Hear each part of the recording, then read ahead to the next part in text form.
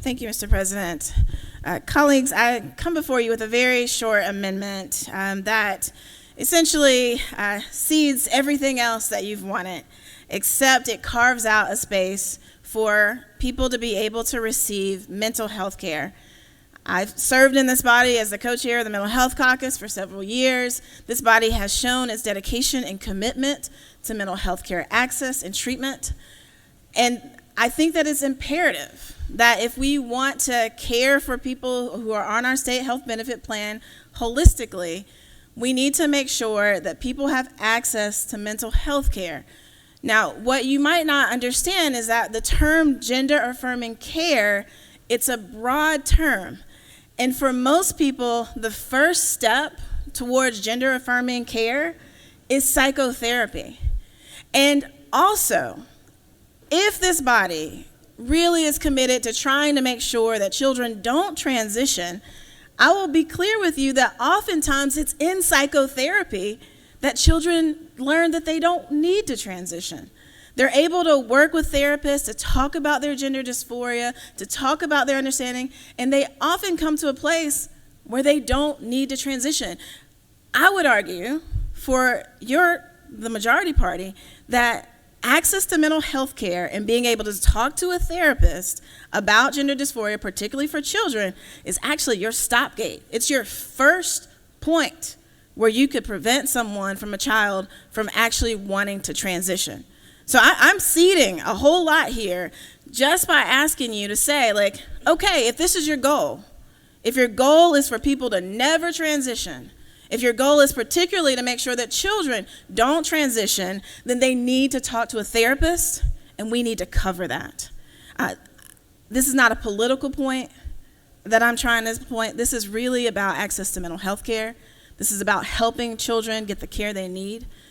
If you have a son or a daughter who is struggling with their sexuality or their gender identity, I would hope that the first thing that you would do after having conversations in your family and really talking through with your child, I would hope that you would turn to a trained and licensed therapist to talk to your child about that issue. That should be our next step, and we should be able to do that under our state health plan. So again, this is not about politics for me. This is about care for children, about making sure that people have access to that very, very first stopgate, which is talking to a therapist where they might be able to work out some of their issues around gender dysphoria. And some of those kids will say, you know what, you're right, I don't need a transition. And maybe another kid will say, I do, but they need to have a safe, trusted adult who's trained, who's licensed, who can provide that mental health care for them. And so I think that this is a compassionate vote. I think this is the right vote. And I think that honestly it aligns with the majority party's aims here if they want to help make sure that children don't actually transition.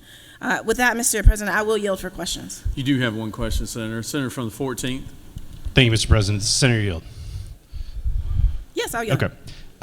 Just to be 100% clear, because I actually have not thought about this before, and we have not talked about this. So the child that goes in for counseling, in theory, a child could go in for counseling about gender dysphoria, not knowing what it's called, before they ever identify as trans. That's right. Yes, right? That's correct. And if the counselor is reporting to insurance, like if they're a licensed provider of mental health care, and they're reporting to insurance, they usually have to code it somehow, right? Correct? That's correct. And what you're saying is, if the counselor sees that the child has a gender dysphoria issue, they would probably have to do a treatment code that would cover that. And under this bill, even if the child is not trans, the state plan would not be able to cover it because that's how the licensed person would have to code the treatment, correct? That's correct. And I'll break it down a little bit more. So let's say that you have a child who expresses when they, so therapists in the room, if you've been trained in mental health at all, you know there's always a person who comes into the room and they have a presenting issue. But oftentimes, a couple of sessions in, you learn that the presenting issue isn't the actual issue. So if a child comes in with a presenting issue of gender dysphoria, it gets coded as gender dysphoria, and that care would no longer, if we were to not pass this amendment, would no longer be cared for. And as a consequence, the therapist would not be able to work with that child to kind of dig through the things to see what's at the core. Perhaps at the core, the child does have full-on gender dysphoria and they need additional care. That's possible. But for many children, that's just because that's the presenting issue, it doesn't mean it's the end issue. And for many children, through therapy, particularly when they have a trained, good psychologist, that is the point where they can say, you know what, all I needed to do was talk to a therapist who trusted me, and I don't feel the need to go and ask for any additional interventions. Now, and I think that's really important. I think this strongly aligns with the majority party's position. If you want children, and that's your concern, you don't want children to transition, the place where that can be stopped and the children get the help that they need so that we don't have the negative outcomes that I'm always standing up here talking about, right? Children who are trans are more likely to die by suicide. They're more likely to self-harm. If we want to stop those things, those children need to have access to mental health. And I want to be clear with you, I'm not talking about mental health that automatically, therefore, the counselor leads them to the place that they must transition and have medical or surgical interventions. I'm talking about a therapist who simply sits down with your child that you love and you care about and talks with them through their issues and holds their hand and guides them as they sort through what it is that makes them feel like they are foreign in their body and helps them work that stuff out, to the place where they can get to a point where they say, you know what, Mom and Dad, I think I'm okay. Or at least I can live in the body that I have right now while I grow up a little bit further. That's what good therapists can do with children who are just on the edge, who are just beginning to explore, whose presenting issue is gender dysphoria, but ultimately when you dig deeper, it's something else. Thank you, Senator. You have no further questions, Senator? I have no more. No more.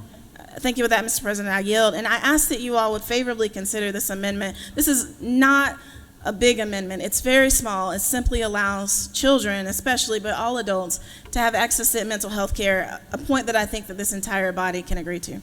With that, I yield the well. Senator's yielded. Senator